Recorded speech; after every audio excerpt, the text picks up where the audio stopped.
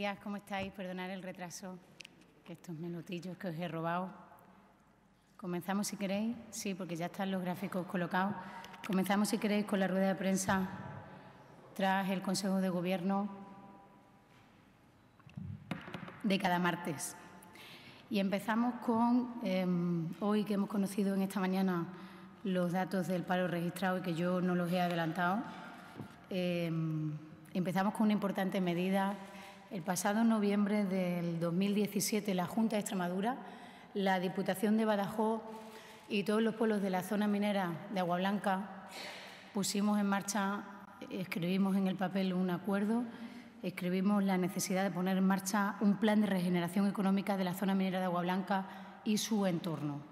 Y se han venido haciendo distintas medidas a lo largo de este tiempo, desde que fuimos capaces en noviembre del 2017 de alcanzar un acuerdo que no era otra cosa que dar una respuesta a una situación sobrevenida. Esto no estaba en los programas electorales, pero tuvo este Gobierno que abordarlo y hoy el Consejo de Gobierno aprueba, dentro de ese plan de regeneración económica de la zona minera de Agua Blanca, un decreto que va a regular 3 acciones concretas que tienen que ver sobre la regeneración del empleo en esa zona, como así acordamos con los alcaldes y con la Diputación de Badajoz, que, como siempre decimos, están siendo unos aliados estratégicos de este Gobierno, las 2 diputaciones provinciales, para poder sacar adelante y poner encima de la mesa políticas públicas y respuestas que den soluciones a los problemas que tenemos. Hoy aprobamos este decreto donde se van a conceder subvenciones destinadas a financiar 3 programas de empleo, que son los siguientes. El primero de ellos, programa de formación en alternancia con el empleo, fórmula y modelo de lo que hemos denominado las escuelas profesionales, antiguas escuelas taller. Este programa contempla una financiación de 2,3 millones de euros y prevé que pueda dar respuesta a 135 personas que estarán contratadas por un año mientras que reciben esa formación y tienen la misma modalidad, por decirlo de manera coloquial, que lo que hemos venido haciendo con las escuelas profesionales. El segundo programa es un programa de apoyo al empleo local, como los programas de empleo que hacemos con los ayuntamientos, pero circunscribiéndolo a los ayuntamientos que están acogidos en este plan de regeneración de la zona minera de Agua Blanca. Con un presupuesto de 1.080.000 euros, entendemos que estimamos, mejor dicho, que se podrán contratar a 120 personas, parados de larga duración, que los ayuntamientos procederán para poder realizar obras y servicios de titularidad municipal. Procederán los ayuntamientos de esta zona, incluidos dentro de este plan de regeneración, a contratar. Y el tercer programa tiene que ver con un programa de acciones formativas específicas dirigidas a las personas desempleadas de estos municipios, que tiene un presupuesto previsto de 240.000 euros y que estimamos participen 90 personas. El presupuesto total de estas 3 acciones, escuela profesional, programa de apoyo al empleo local y programa de acciones formativas, que es la respuesta del plan de empleo previsto para la regeneración de la zona minera de Agua Blanca, cuesta 3,6 millones de euros, una cuantía que va a permitir favorecer la empleabilidad de 345 personas en esta zona que se quedaron sin empleo con el cese de la actividad de la mina. El plazo de ejecución es de 3 años, no obstante se irá ampliando en función de las necesidades de la zona. En cualquier caso, el plan de regeneración económica no está dotado solo con estos 2,3 millones que destinamos a estos 3 programas de empleo, sino que tiene, como ustedes saben, 10,8 millones de euros, que fue lo que acordamos con las diputaciones, con la Junta de Extremadura y con los municipios de las zonas afectadas. Hoy estamos aprobando sus bases reguladoras, por tanto, la convocatoria vendrá con posterioridad al Consejo de Gobierno, aunque sean luego los ayuntamientos quienes procedan a la contratación, como ocurre con otros programas de empleo que pone en marcha la Junta de Extremadura, que, como saben, apuesta por el empleo público como una respuesta a aquellos ciudadanos más vulnerables que pasan por mayores dificultades. En segundo lugar, y también tiene que ver con el empleo, traemos hoy 2 convocatorias de 2 programas que ya les avancé en semanas anteriores cuando aprobamos sus bases reguladoras. Se trata de la convocatoria del programa Crisol, Formación en Alternancia con el Empleo, denominado Crisol, que, como ya les dije en su momento cuando aprobamos las bases reguladoras, tiene o pretende este programa recuperar la filosofía del denominado programa Barrios, que el Partido Popular en la pasada legislatura eliminó de los programas de empleo de la Junta de Extremadura.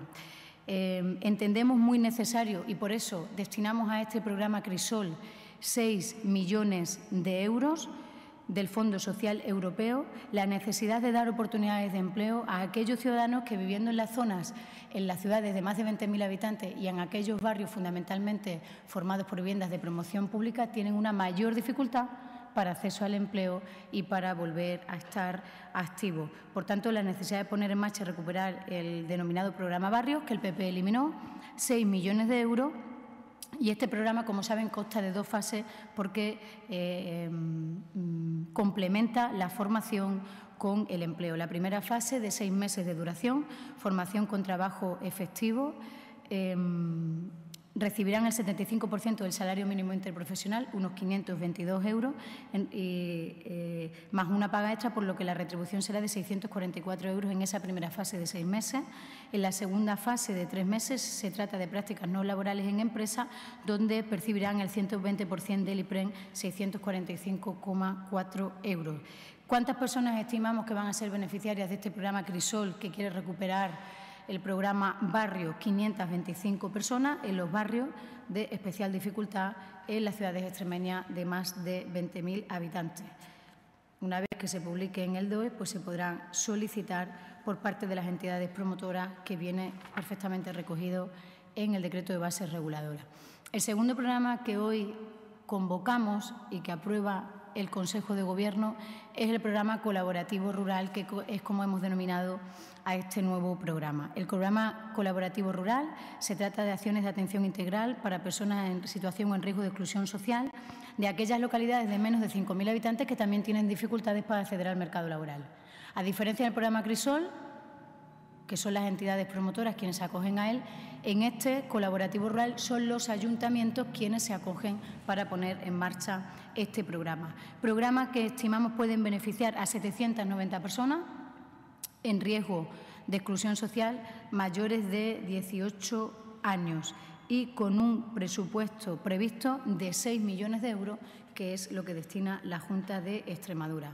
Junto a estos 2 programas vendrá un tercero, como ya les avancé hace 1 o 2 semanas, que es el CENI, y cuando venga ese estaremos poniendo encima de la mesa y atendiendo a aquellos ciudadanos que mayores dificultades tienen para acceder al empleo, con un total de 25 millones de euros, además de los programas de empleo social que venimos haciendo y otras muchas acciones encaminadas al empleo, que creemos que es la mejor política social de todas, que pueden dar respuesta a algunas de las dificultades, las más importantes que tiene nuestra región y que nosotros como Gobierno debemos afrontar y debemos dar respuesta.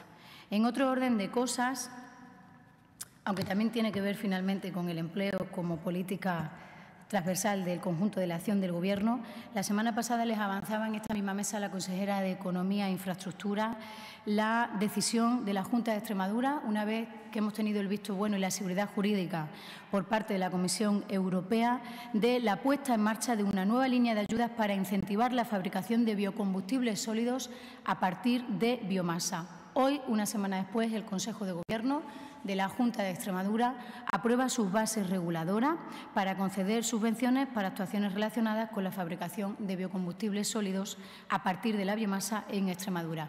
Presupuesto 12,5 millones de euros pertenecientes al FEADER en el marco del Programa de Desarrollo Rural Extremadura 14-20.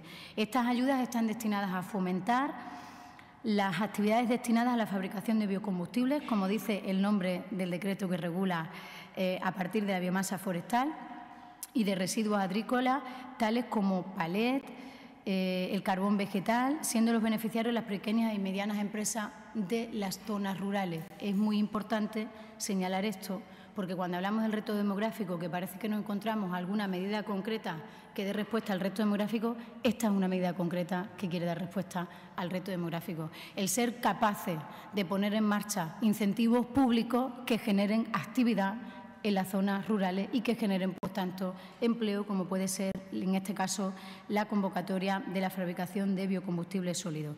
Las pymes y micropymes de las zonas rurales podrán acogerse a una ayuda del 30% de la inversión subvencionable, con un máximo de 2 millones por establecimiento industrial. Convocatoria que, una vez que se publique en el Diario Oficial de Extremadura, estará abierta hasta el 31 de diciembre del año 20. Por tanto, poner de manifiesto con esta decisión no solo nuestro compromiso con el desarrollo de las energías renovables, sino también el reto demográfico y la necesidad de generar actividades en las zonas rurales que generen empleo y fijen la población al territorio. Otro ámbito muy importante, que también tiene que ver no solo con la creación, con la actividad económica, sino con el mantenimiento del empleo, es el que tiene que ver con el sector del comercio en Extremadura, del comercio minorista. Nosotros, cuando llegamos al Gobierno, en marzo del 2016, que no llevábamos ni un año en la Junta de Extremadura, pusimos en marcha el Plan Integral del Comercio de Proximidad. Plan Integral del Comercio de Proximidad que formaba parte del Plan de Impulso Económico Regional, Plan de Impulso Económico Regional que formaba parte de las 60 medidas que algunos ahora quieren fiscalizar y quieren evaluar. Este es un ejemplo de lo que hemos hecho para poner en marcha y cumplir el programa electoral con el que los socialistas nos presentamos en las pasadas elecciones. Hoy el Consejo de Gobierno aprueba 2 nuevas líneas de ayudas que tienen que ver con el sector del comercio minorista en la región. Un sector de gran importancia, ya que el 18% del total de las empresas que hay en nuestra región se dedican al comercio minorista, aportan cerca de un 10% del Producto Interior Bruto regional y es un sector clave para el empleo, ya que los datos de 2017 nos dicen que del conjunto de los trabajadores ocupados en nuestra región, más de 38.000 se dedican al empleo que tiene que ver con el sector del comercio minorista. Un 11% del total de los empleados en nuestra región lo hacen en el sector del comercio minorista. De ahí la necesidad de que pongamos en marcha políticas públicas que fomenten, que mejoren la competitividad y que acompañen al sector del comercio minorista. Por eso, la Junta de Extremadura aprueba hoy el decreto que regula las ayudas para el fomento del asociacionismo comercial. Es una nueva línea de ayudas complementaria a las subvenciones que quieren mejorar la competitividad del comercio minorista que pusimos en marcha en el año 2014 y, en definitiva, de lo que se trata es de seguir potenciando el asociacionismo en un sector que, por los datos que les he dado, hemos de tener en cuenta que es importante y que necesitan del acompañamiento y la potenciación también desde las políticas públicas. Los beneficiarios de esta nueva línea de ayuda serán, por tanto, las asociaciones del sector del comercio que estén constituidas como entidades sin ánimo de lucro, y algunas de las actuaciones que son objeto de esta subvención se las cito para que sepamos de qué estamos hablando y qué es lo que vamos a hacer con este dinero.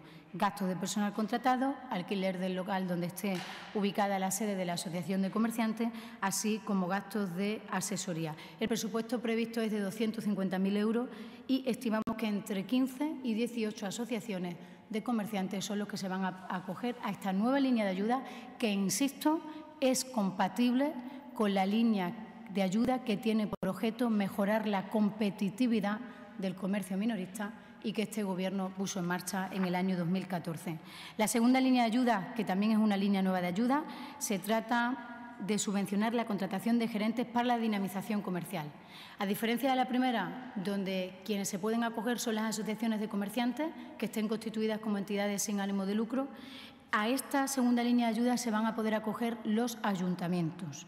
Se van a poder acoger los ayuntamientos, es también complementaria de las otras líneas de ayuda que desde el año 2014 venimos poniendo en marcha, y el objetivo es propiciar por parte de los ayuntamientos de la región la contratación durante 3 años de un gerente que tenga la tarea de dinamizar el comercio local y el área de influencia de ese municipio del comercio local. Podrán ser beneficiarios de esta ayuda no todos los ayuntamientos, evidentemente, sino aquel ayuntamiento de la región que ejerza una atracción comercial y de turismo a una población superior a los 6.500 habitantes. Estimamos, atendiendo a los datos y a los ítems que han de tener los ayuntamientos que se pueden acoger a esta línea de ayuda, que pueden ser entre 20 y 25 por convocatoria quienes puedan acogerse. El presupuesto previsto es más de 1.200.000 euros, 1.237.000 euros, porque entendemos, como les decía, por todos los datos de antes, que es un sector importante, que genera empleo, que aporta riqueza al PIB regional y que dinamiza, en definitiva, nuestra economía, también en las zonas rurales, de ahí de la puesta en marcha de esta línea a la que se van a poder acoger los ayuntamientos que cumplan esos requisitos de ese área de influencia comercial superior a 6.500 habitantes. Voy a ver un poquito. Me voy al apartado de obras y en el apartado de obras y de contratación autorizamos hoy en el Consejo de Gobierno la contratación del nuevo depósito de Los Santos de Maimona con un presupuesto de licitación de 795.503,73 euros, casi 800.000 euros de fondo FEDER con un plazo de ejecución de 6 meses que va a mejorar las deficiencias detectadas en cuanto a la presión y al caudal del agua de este municipio de Los Santos de Maimona.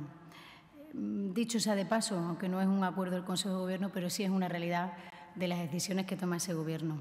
Mañana, precisamente, se abre al tráfico el tramo de la carretera EX360 entre Villafranca de los Barrios y Fuente del Maestre.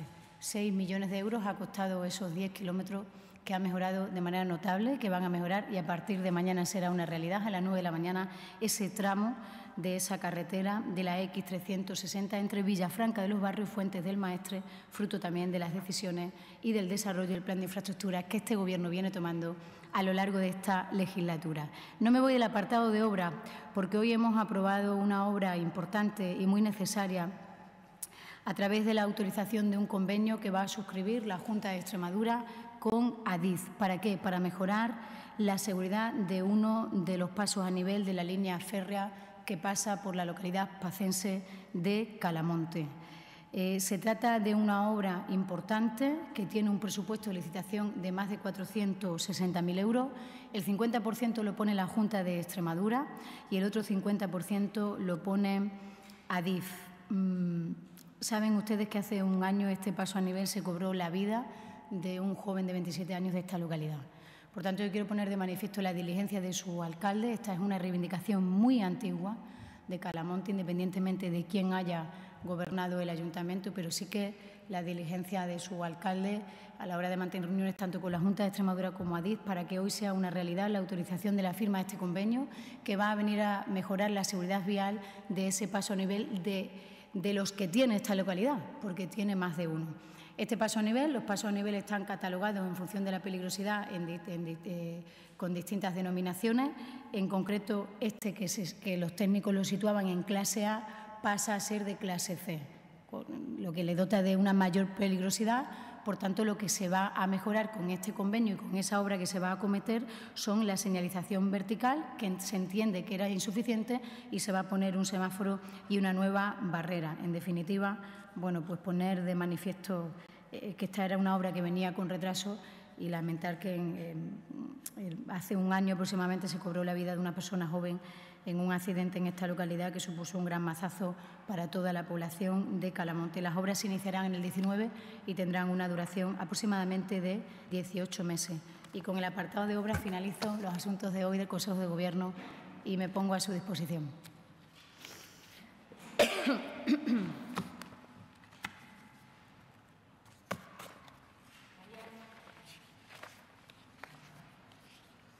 Buenos días. Buenos días. Primero, una aclaración sobre el tema de la línea de ayudas a las que se pueden acoger los ayuntamientos para los dinamizadores. He hablado de 2025, entiendo, en esta convocatoria. Serían los que se podrían acoger. En esta convocatoria, vale. Por cada convocatoria. Te refieres a los de las zonas de influencia, ¿no? Por cada convocatoria entre 20 y 25 ayuntamientos que según las bases tienen esa influencia comercial. Luego lo solicitarán o no. Eso depende también de la decisión autónoma que tome el ayuntamiento si quiere potenciar o no, en este caso, el sector del turismo y el área comercial que ese pueblo tenga. Aparte de eso, dos preguntas. Por un lado, una valoración de que Extremadura es la cuarta comunidad autónoma que porcentualmente más aporta a la dependencia. Ayer había reconocimiento por parte de la Secretaría de Estado, una valoración de la portavoz. Y, por otro lado, sobre el cierre del PAC de Aldea Centenera, varias asociaciones se han unido ya pues, para recoger firmas, quieren pedir una reunión al presidente, también una valoración. Vale. Somos la cuarta que más aportamos, por tanto, hacemos nuestros deberes y aún así decirle que nuestros deberes son insuficientes porque no llegamos a todas las personas dependientes que hay en esta región. Pero está bien que se ponga de manifiesto el esfuerzo extraordinario que hace un Gobierno y una Administración que cuando llevaba una semana aquí tenía una amenaza de intervención por parte del Gobierno de España, que hay que recordar todo lo vivido en estos 3 años y cómo hemos sido capaces de cuadrar las cuentas sin descuadrar la vida de la gente y mejorar los servicios públicos. Por eso está bien que algunos que ahora hacen vídeos, que se salieron de las redes sociales y ahora hacen vídeos, que pasan de la A a la Z, hablen de esto también.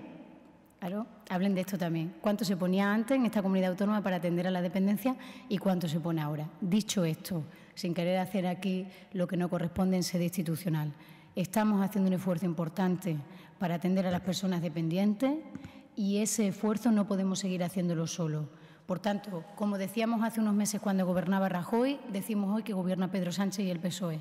Necesitamos que el Gobierno de España asuma el que ha de ser su compromiso y lo que está escrito en la ley, que paguen el 50% de la ley de dependencia que aprobamos en este país y que dijimos que era el cuarto pilar del bienestar social, y que las comunidades autónomas, las más pobres, las que teníamos peores números y peores cifras, no podemos asumir.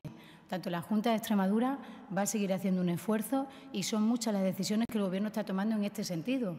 Y aquí venimos a cada semana y os hablo de las plazas concertadas que tenemos, de todos los millones de euros que destinamos, de todo lo que ponemos en los presupuestos, de lo que estamos poniendo ya para el presupuesto del 19, pero no es suficiente. Muy agradecidos de la visita amable y cordial que nos hizo ayer la secretaria de Estado, que además se fue muy contenta de ver cómo en esta región el diálogo hace que las decisiones políticas estén mejor tomadas. Y un ejemplo que no lo hay en ninguna comunidad autónoma es la mesa del diálogo civil que este Gobierno tiene establecida con el tercer sector de acción social, que no solo es una red subsidiaria de la Administración, que atiende a personas con dificultades y con discapacidad, sino que también son generadores de empleo en Extremadura y empleos de calidad.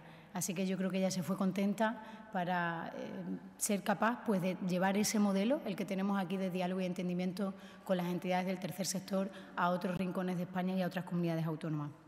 Y la otra pregunta que me hacías es sobre el cierre del PAS de Almaraz. En esta misma semana se va a reunir el consejero con los 2 municipios afectados para que, hablando, como hace este Gobierno, podamos entender y explicar las decisiones que la Junta de Extremadura en este sentido vaya a tomar. ¿Más cocina? Sí, lo primero quería saber para cuándo estaría lista la convocatoria de ese plan de empleo para la zona de Monesterio, de la mina de Agua Blanca. Sí. Una pregunta que me decían que le hiciera acerca de en qué punto se encuentra el cambio de nombre del Infanta Cristina, y también respecto a la reunión que va a haber esta tarde por el tema de los colegios, el calor, si el Gobierno tiene previsto alguna serie de medidas para evitar las altas temperaturas en las aulas.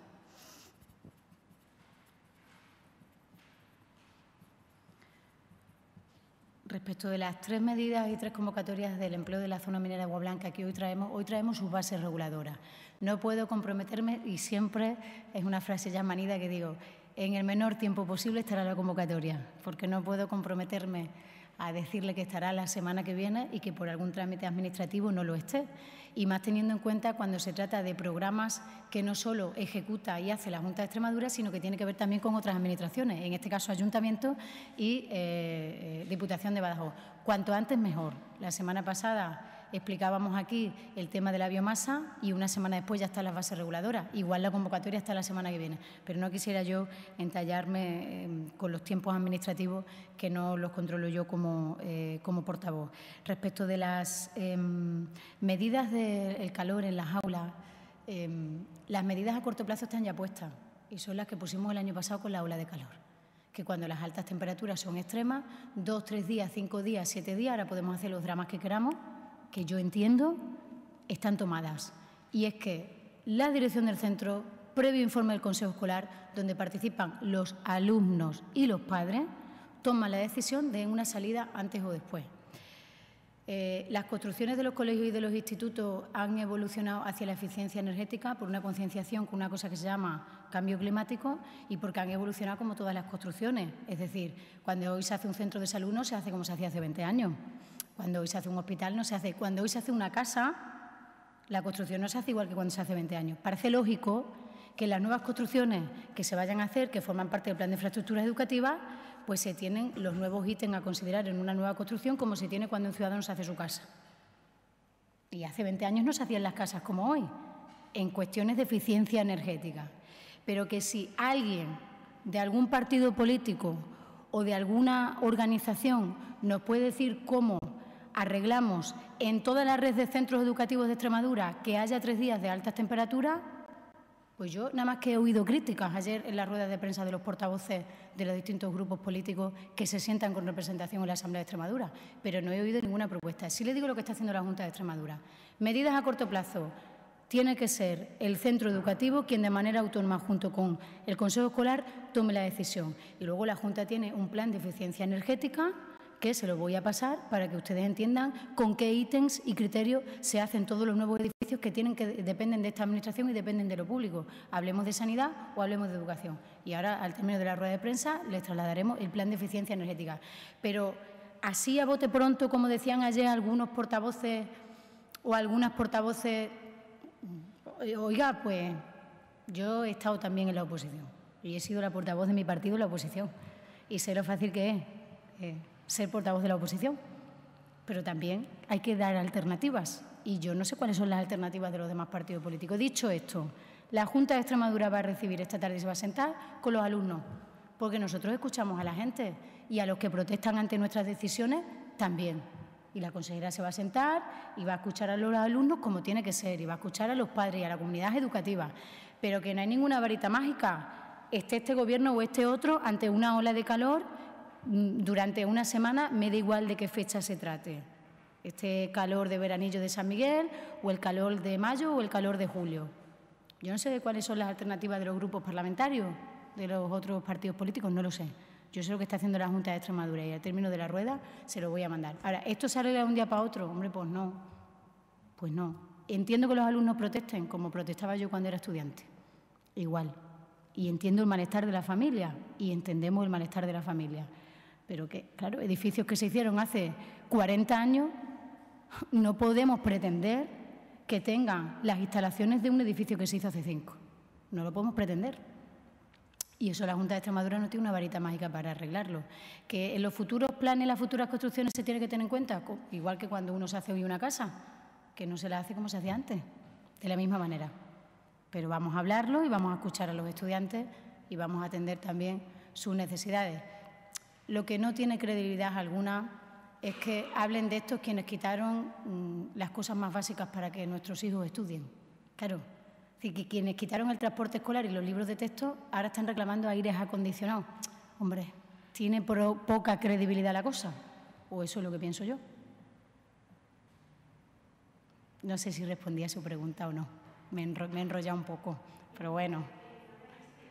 Y la Infanta Cristina. El Infanta Cristina, y agradezco su pregunta porque se me olvidó comentarlo, el consejero de Sanidad ha llevado hoy como informe al Consejo de Gobierno el cambio de nombre del Infanta Cristina y con absoluta normalidad se procede al cambio de nombre del Infanta Cristina, que pasa a llamarse Hospital Universitario de Badajoz, como ya anunció la Junta de Extremadura el pasado fin de semana mediante nota de prensa.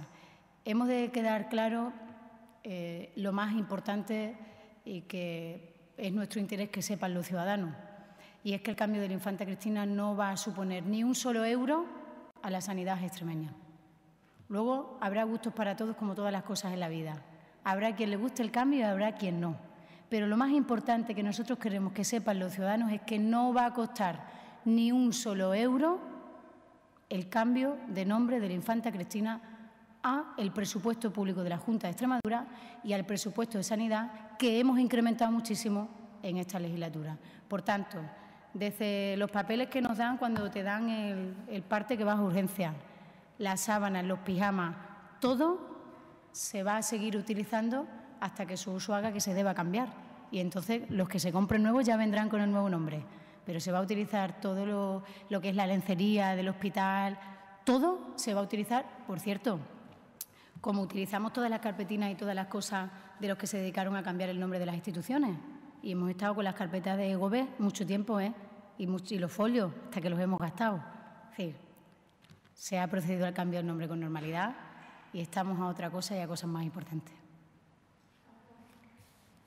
Buenos días. Buenos días. También en sanidad Paz. Los sindicatos están criticando el inicio de la flexibilización horaria en el Servicio Extremeño de Salud. Dicen que hay en centros donde los equipos directivos todavía no tienen ni las instrucciones para llevar a cabo esas 35 horas presenciales. La Junta, a través de un comunicado, dijo que iba todo según lo previsto, pero los sindicatos dicen lo contrario. Nosotros respetamos de manera exquisita lo que digan los sindicatos, como no puede ser de otra manera.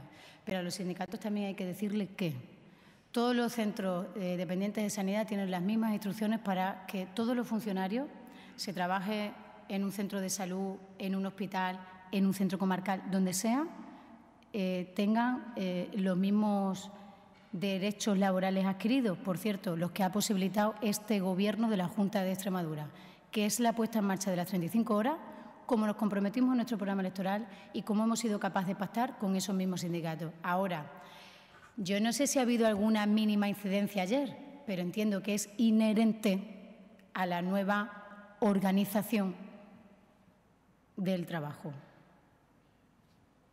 Así que, en ese sentido, lo que tenemos es que poner de manifiesto y poner en valor el esfuerzo de los profesionales de salud, que han hecho ayer un esfuerzo importante y en estos primeros días un esfuerzo importante para que esa nueva organización funcional de su trabajo, que son derechos adquiridos de ellos, no suponga en ningún caso ningún malestar a los pacientes. Y eso no lo arreglamos ni los políticos ni los sindicatos. Eso lo están haciendo los trabajadores y los profesionales de nuestro sistema público de salud. Por tanto, atendiendo a la respuesta de los sindicatos, si ha habido alguna incidencia, algún desajuste, oiga, pues a lo mejor en miles y miles y miles y miles de personas que son las que trabajan en el servicio público sanitario extremeño, hombre, pues parece inherente que a lo mejor los primeros días alguna cosa haya, pero yo tengo que poner en valor el esfuerzo que están haciendo los profesionales de nuestro sistema para que eso no repercuta de ninguna de las maneras en los pacientes y en la atención sanitaria garantizada y pública que hay en nuestra comunidad autónoma. Más cocinas. Venga, muchas gracias. Hasta el martes.